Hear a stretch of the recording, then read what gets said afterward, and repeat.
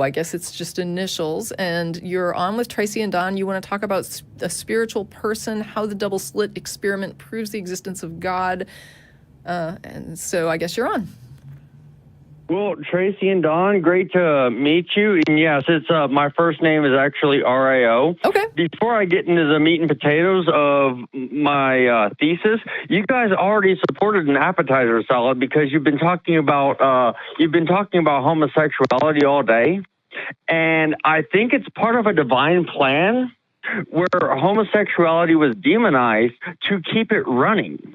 Because if homosexuality was accepted, it would have bred itself out of existence. I will leave this to Don. It would have bred itself out of existence? Yeah, if homosexuality was accepted, then everybody would be gay, right? Everybody. I mean, who wouldn't be gay if it was? I would. Why would I be straight if I knew I could be gay? That's right. How are you going to keep them down on the farm, right? Okay, let me before. No, if homosexuality was accepted, then there would be less bisexuality, and there would be more open homosexuality. You realize that people that identify as gay are only about 3% of the. It's like a small percentage of the population that identifies as gay. I think it's like 10 million people or something like that. Right. Okay, so it's not. We're not in danger if we accept those people and say everything is fine. We're not in danger of. No. If they had been accepted, they would have been bred out of existence. No, they wouldn't have. Closet home. No, you don't understand how genes work. Wouldn't exist. No, you don't understand how genes work. All right. So it's accepted today. Is the population declining? Well, he's saying people would the numbers of gay people would decline. And what I'm saying is, if you understand, if it were accepted. So, for example, here's something to help you understand this better. There is at least one study that shows that there are higher rates of female fecundity in families where there are gay men, right? So if I have a family and I have several kids and I have very, very fertile women in that family that are having lots of children, I'm more likely to have gay men in that family. This would mean that there is potentially benefit to homosexual men being in families with women who have lots of children. Maybe having an extra male who doesn't have his own kids helps to have that person in the family helping to look after his sister's kids, right? Because he's the uncle and he cares about the kids. Whatever the situation, the point is it's paired with something that actually increases the number of children, but also increases the likelihood that there's going to be gay men in that family.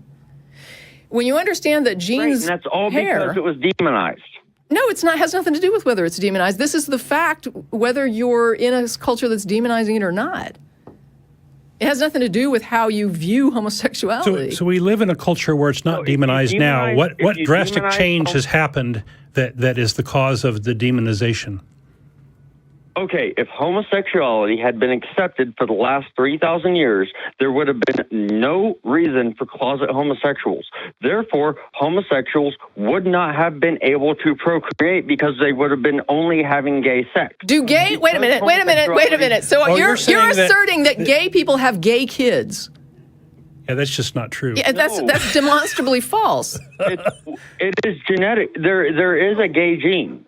No. It's not what you're thinking. It doesn't work the way you think you understand it. It's not like, I have this gene because I'm gay and then I have kids and then they are more likely to be gay because I'm gay. What I just finished telling you is that in families where straight women have a lot of kids, those kids are more likely to include gay men.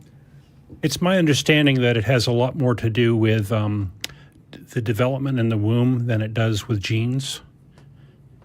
But I don't know. I don't know what this has to do with theism. I guess the point. Another point that I would make is that there are cultures that have not demonized gay people, and they still had gay people, and they didn't breed themselves out of existence or not breed themselves out of existence or whatever you want to call it. Your thesis just doesn't stand because up on straight people can have areas. gay kids, and gay people can have straight kids. It's not like a one-to-one thing. Well, it kind of works under the same situation where grizzly bears can have a white bear, and then when you move into an Arctic region, that white bear becomes dominant because it's able to catch prey quicker. You are not understanding the complexity of genes. It's not as simple as that. Yeah. Right. Well, I'm going to have to look into this developmental thing because I'd never heard about the developmental in the womb having an effect on it. I had always just heard that there was a gay gene, so I'm going to definitely have to research that, and I'd like to thank you all both for that. Very good. But You wanted to talk about the double slit experiment?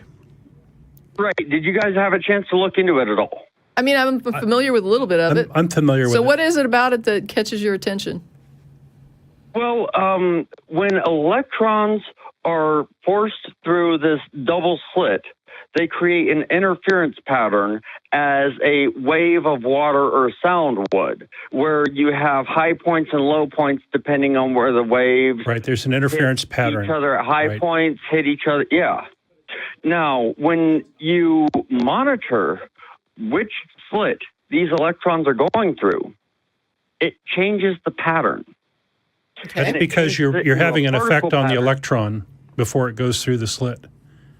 Yeah, I just want to make sure that we're clear. Before Before we go on, I just want to read something to you and make sure that we're on the same page. So if I read this passage, the need for the observer to be conscious has been rejected by mainstream science as a misconception rooted in a poor understanding of the quantum wave function and the quantum measurement process, apparently being the generation of information at its most basic level that produces the effect.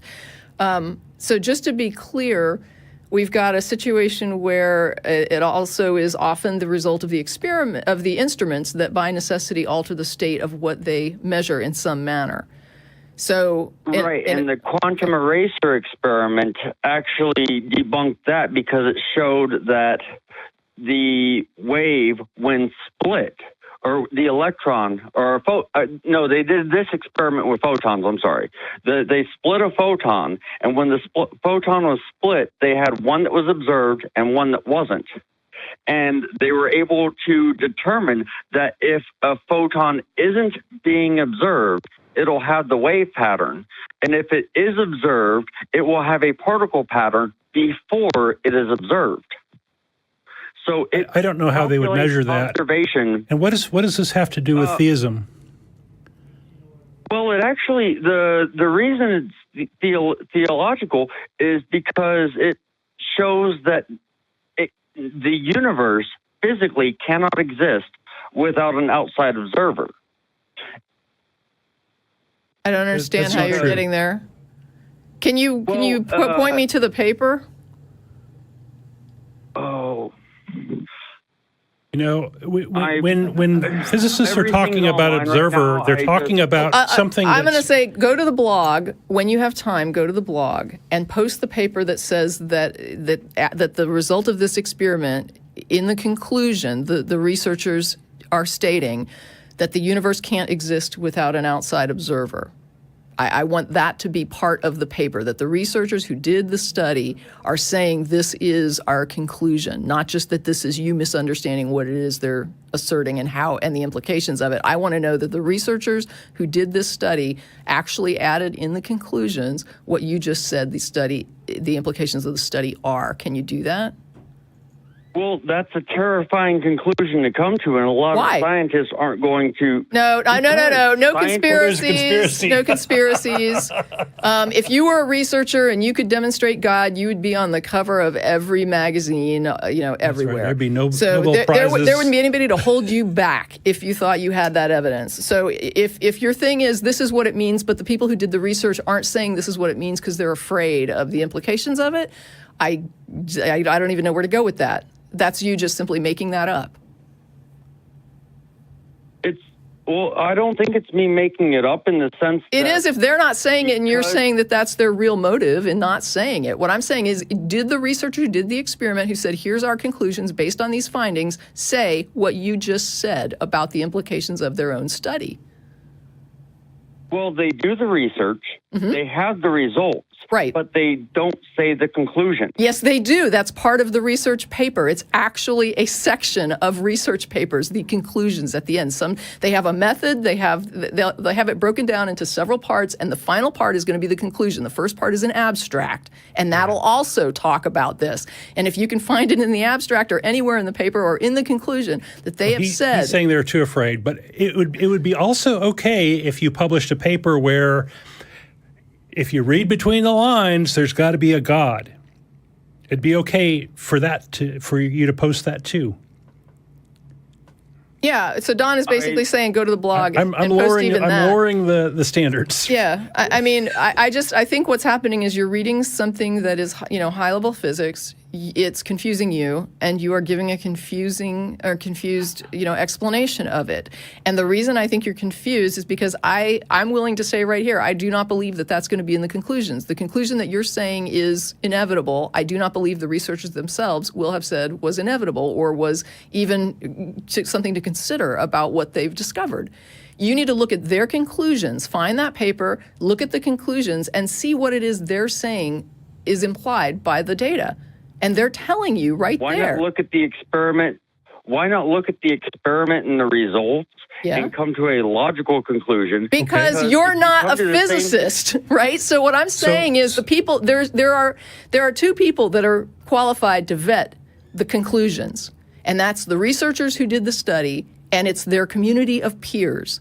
That's the people that are qualified, who have the best understanding of the best data, who have the best handle on what is going on here. I can try to diagnose what's wrong with my engine, but I'll tell you, a mechanic is probably going to do a lot better. And if I have like 100 mechanics telling me what's wrong with my car and 99% of them are agreeing, then I'm probably not being wise to go with my, attitude that a gremlin has caused the damage.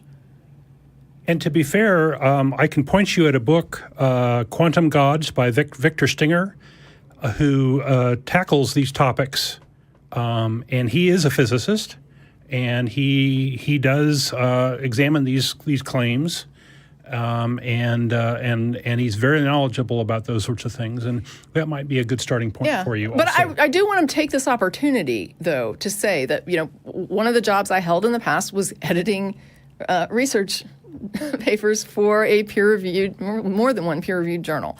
So I actually understand how these papers are broken up and how to read them. Now, I'm not a physicist. That does not mean that I can understand everything that's written in every field of study, but it means that I understand how a paper is put together and, how to check the numbers to make sure that, something's not off.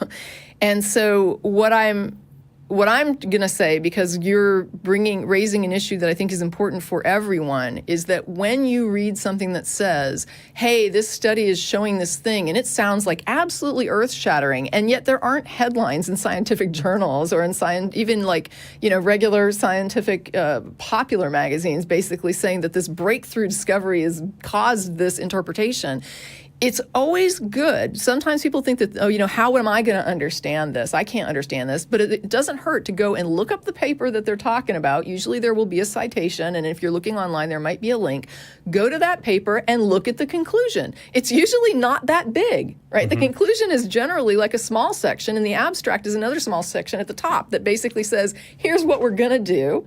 And here's what we found. And then at the bottom, it's like, here's a more robust, section on what we found. You can literally go to the research paper, skip all the way to the end, and see what it is the researchers themselves said about it. Now, that doesn't mean that they were necessarily correct in what they came up with as the conclusions. And there are times when the community of peers looks at a research paper, looks at the conclusions, and says, wait a minute, there's an interpretation of this data that you're overlooking.